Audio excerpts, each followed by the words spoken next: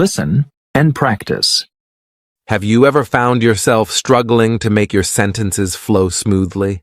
Maybe you were telling a story, but your listener seemed lost, unable to follow your ideas. Today, I'm going to share a personal journey of how I learned to master the art of linking words in English, thanks to my amazing teacher, Mrs. Thompson. This story not only explains what linking words are, but also how to use them effectively. Let's dive in. Chapter 1. The Beginning. It was my first day in English class. I was nervous but excited. I had recently moved to a new city and joined a new school. I remember standing in front of the class trying to explain why I had chosen to move there. I said something like, "I moved here. It is a great place. My friend told me the job opportunities are good." My listener nodded politely, but I could tell my story was confusing. I realized that my sentences needed to flow better. I needed to learn linking words. Chapter 2. Meeting Mrs. Thompson. Mrs. Thompson was our English teacher. She was kind, patient, and had a knack for making complex concepts simple. On my first day, she noticed my struggle. She smiled and said, "It looks like you have a lot to say. Let me help you say it more clearly." Chapter 3. Learning however and therefore. The first linking words Mrs. Thompson taught us were however and therefore. She explained that however is used to show contrast, while therefore is used to show a result or conclusion. One day, she asked me to share my story again, but this time using these linking words. I started, "I moved here because it is a great place. However, my friend told me that job opportunities are good. Therefore, I decided to give it a try." This time, my story made more sense. The linking words helped to connect my thoughts clearly. To reinforce the lesson, Mrs. Thompson gave us several exercises. One involved a story about a girl named Sarah who wanted to buy a new bicycle. The original story was disjointed.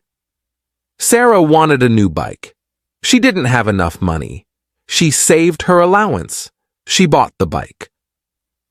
Using however and therefore, we transformed it. Sarah wanted a new bike. However, she didn't have enough money. Therefore, she saved her allowance and bought the bike. The transformation was astonishing. The story flowed and each part connected logically. Chapter 4. The magic of since and moreover. Next, Mrs. Thompson introduced us to since and moreover. Since can explain the reason for something, while moreover adds extra information. She gave me a new task. I had to describe my day using these words. I said, "Since I moved to this city, I have met many wonderful people. Moreover, the city has a lot of exciting activities." It felt like magic. My sentences were now more engaging and informative. Chapter 5. The challenge of although and nevertheless. Although and nevertheless were a bit more challenging. Although introduces a contrast, while nevertheless shows that something is true despite the contrast. Mrs. Thompson encouraged me to practice with a personal story. I shared, "Although I was nervous about moving, I was excited about new opportunities. Nevertheless, I managed to adapt quickly." These words added depth to my story, making it more interesting.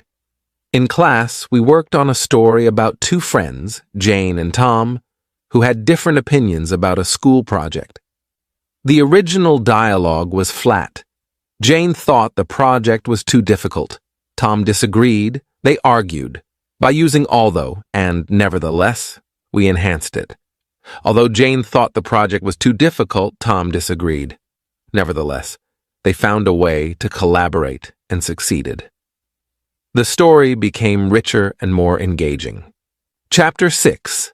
Adding depth with furthermore and in spite of. Furthermore adds information, while in spite of shows contrast. I remember telling my friend, "I love this city.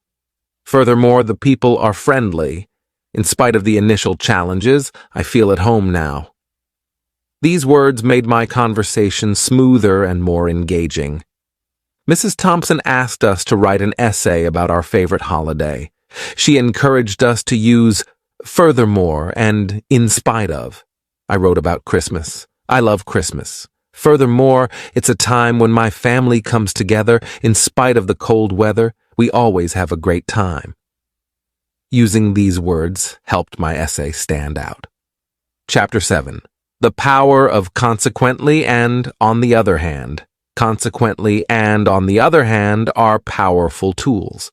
Consequently shows a result, while on the other hand introduces a different perspective. I used these words to explain my experience to Mrs. Thompson. I said, "I moved here for better opportunities. Consequently, I found a great job. On the other hand, I miss my old friends." My explanation was now more balanced and comprehensive.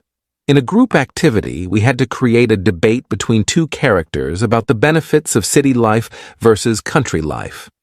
My team used consequently and, on the other hand, to present a balanced argument. Living in the city offers many job opportunities. Consequently, many people move there. On the other hand, the countryside is peaceful and less stressful. These linking words helped us present a nuanced discussion. Chapter 8. Mastering. Despite and hence. Despite shows contrast, while hence indicates a conclusion.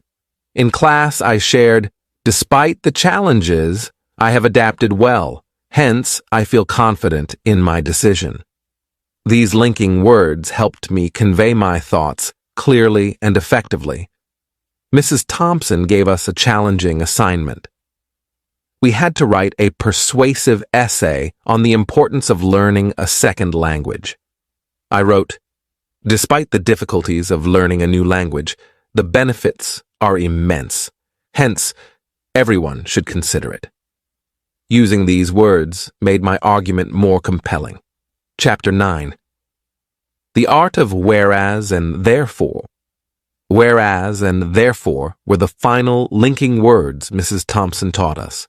Whereas shows contrast and, therefore, shows a result. I used them to describe my experience in two different cities. I said, whereas my old city was quiet, this city is vibrant. Therefore, I enjoy living here more. These words helped me draw a clear comparison. For our final project, we had to present a personal story using all the linking words we had learned. I shared my journey of moving to a new city and adapting to a new school.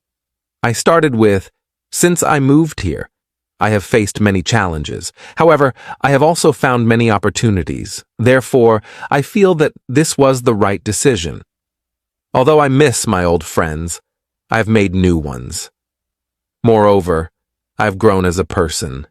In spite of the difficulties, I am happy. Consequently, I have become more confident. On the other hand, I still have a lot to learn. Nevertheless, I'm excited for the future." Chapter 10. Applying what I learned. After learning these linking words, I felt more confident in my communication skills. I began using them in my daily conversations, school essays, and even emails. My thoughts were clearer, and my sentences flowed better. Mrs. Thompson's final lesson was about the importance of practicing these skills. She said, "Learning linking words is just the beginning. You need to practice using them every day. Write stories, have conversations, and pay attention to how these words connect your thoughts." Linking words had transformed my communication skills. They helped me express my thoughts clearly and effectively. They have become an integral part of my communication skills. I was grateful to Mrs. Thompson for her patience and dedication. Linking words are powerful tools that can transform your communication. They help you connect your ideas, making your speech and writing more engaging and coherent.